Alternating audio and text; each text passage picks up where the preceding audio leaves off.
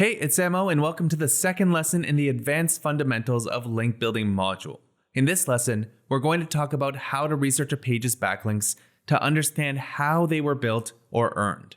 And this is a super important skill to have because if you understand how a page got its links, then you'll have direction in terms of how to replicate that link profile. And of course, we'll go through some examples in this lesson. Alright, so the first thing we need to do is find a competing page to analyze. Now, if your page is targeting a topic with the intent to rank, a good place to start finding competitors are the top 10 ranking pages for your target query. After all, backlinks are likely a reason for their high ranking position, especially if it's a competitive, non-local, non-freshness dependent query. For example, at Ahrefs, we obviously want to rank high for queries like link building because our tools are essential for this process. Now, if we look at the SERP overview table in Keywords Explorer for that query, you'll see that similar guides from Moz and Backlinko have a lot more referring domains than us, which is likely the primary reason they rank ahead of our page. So these are two link profiles I definitely want to check out. Now, to see the backlink profiles, just click on the number in the backlinks column, and you'll be able to see the pages that link to these competing guides. We'll circle back to this in a bit because you won't always be building links to pages that target a keyword.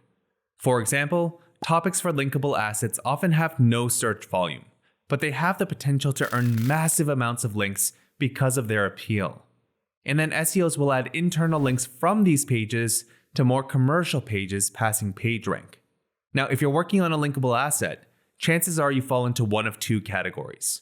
Category 1, you are inspired from another page that's generated a ton of links and you want to create a similar page. If that's the case, then you already know the URL of your competing page.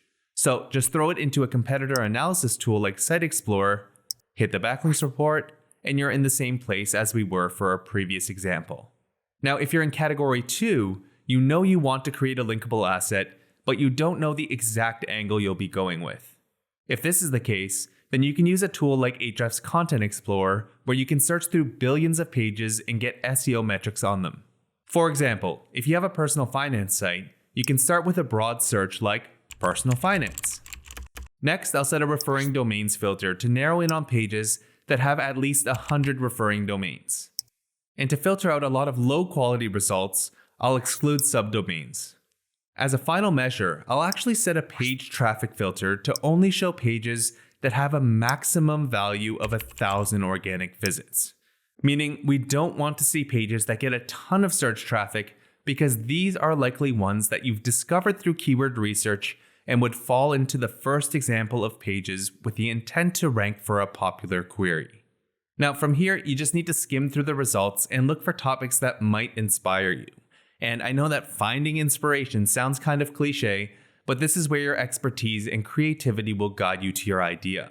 For example, this page from opensecrets.org has collected over 800 referring domains.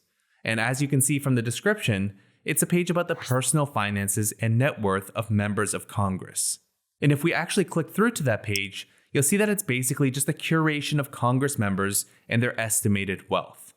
Now, I won't dig too deep into this, but I will make a couple of points to support why this could be a good competing page to analyze. Number 1, we already know they have tons of referring domains. Number 2, their data is around 4 years old as the article was published in October 2017 and doesn't appear to have been updated. And number 3, US politics and especially wealth inequality have become more prominent topics since the money printers went crazy in 2020. Alright, so now that we have a potential competing page to analyze, I'll click on the caret and then go to the backlinks report to get to where we need to be. Okay, so we found 2 backlink profiles to analyze. Let's look at one of the competing pages on link building first. Now remember, our objective is to understand how these targets got their backlinks to see if we can replicate similar links. And in order to do that, you first need to understand the context of those links, meaning what are these referring pages talking about and why do they need to link to this target? So the first place you'll want to look in this report is the anchors and target URL column. Now as you can see, this page has thousands of links which will be tough to filter through. So with big link profiles, I actually prefer to start at the anchors report because it summarizes the backlink profile nicely. So what I'm looking for are specific points that are frequently mentioned because this is usually a sign of a linkable point. In other words, if lots of referring domains are linking to the guide with the same anchor, then that point likely resonated with readers and the linkerati. So these are the things that I look to replicate in our content. Now, looking at the anchors report, I generally ignore things like the title of the post, naked URLs, and branded anchors, because these are less likely to be replicable. So for this page, something that stands out is the most creative link building post ever. And seeing as it's title cased, it likely means there was a redirect that happened at some point when the article had a different title, because that's not the title today. And if we click to see the links to the target, you'll see that it was indeed from a redirect from the acquisition of Point Blank SEO.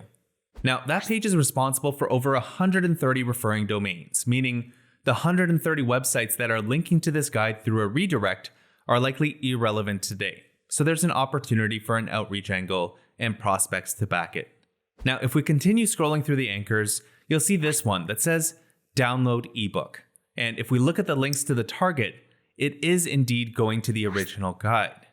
But if you look at the actual page itself, there's no mention of an ebook or to download anything. So these are also irrelevant links, and we could technically package up our post in a downloadable ebook pretty easily. Let's dig deeper.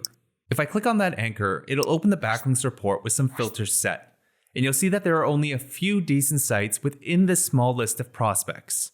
So you might conclude that it's not worth turning our guide into an ebook for a maximum of 3 links, right? Not necessarily. A commonality among these pages is that they're all list posts on free SEO ebooks. So as a link builder, you need to follow the rabbit hole to see if there's a bigger opportunity here. So I'll go to Ahrefs Content Explorer and search for SEO ebook in the search box, and I'll set the mode to a title search. Now, seeing as we won't want to pitch the same website multiple times, I'll set the 1 page per domain filter. From here, I'll set a couple metric filters like a minimum DR of 20 and a minimum website traffic of 1,000. And now we're left with over 300 link prospects to filter through. Not bad. But if we wanted to expand this list, all we need to do is change the word SEO to something like marketing. And now you have nearly 1,500 more prospects. So is it worth creating a link building ebook? It's probably worth a shot. And we'll build onto this example throughout the course. Alright, now let's look at a second example, which was a link baity post on the wealth of Congress members. To jog your memory, the data from the post is from 2017 to 2018, meaning it's pretty outdated today. So if we were to create a similar page, we'd want to create something with up-to-date data. Now, because we know that content and links are inseparable, as I had shared in the previous lesson, we need to figure out which parts of the content are attributable to the backlinks. So we're going to be looking for linkable points. Because this page has a ton of links pointing to it, I'm going to go to the anchors report as a starting point.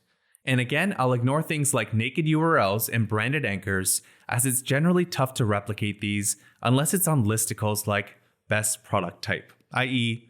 best SEO tools.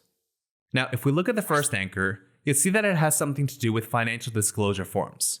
And if we look at the actual links, you'll see that probably all of them are from content syndications, seeing as the date of publishing is pretty much the same for all links. Plus, the anchors and surrounding text are identical. So we need to ask ourselves, based on this point, can we replicate these links? Well, in order to do that, you need a big news publication to write a story and link to your page. Then other publications would need to syndicate that content, and no guarantees there. You'd basically need to carefully plan and execute a successful PR campaign. So in my opinion, it's not easily replicable.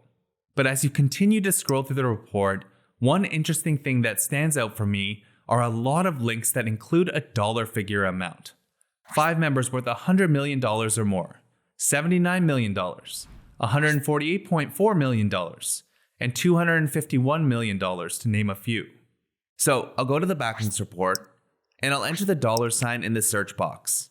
Then I'll set the filter to search in the anchors with surrounding text. And now we have a list of around 50 link prospects. Let's dig a bit deeper. The first backlink is anchored on US Rep Daryl Issa, but his name isn't on the page. The same goes for this one on Scott Peters. Now, if you continue to dig through the reasons for these links, you'll find that a bunch of the people mentioned are actually not on the page. And for those that are, their net worth has likely changed over the past few years. So with these things in mind, if I were to create a post on this topic, I'd probably include wealth estimations on both current and past members of Congress. I'd dig up as many financial disclosure forms as I could find on each person and link them up.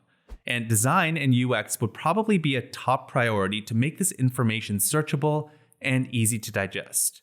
Now, would this work to generate a ton of links? No one really knows. And that's the thing about link building.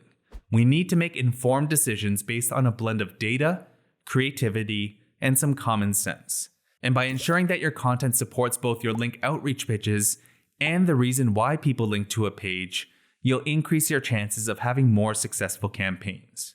And we'll wrap things up here because in the next module, we're going to be talking about link prospecting and how you can do it efficiently for scale.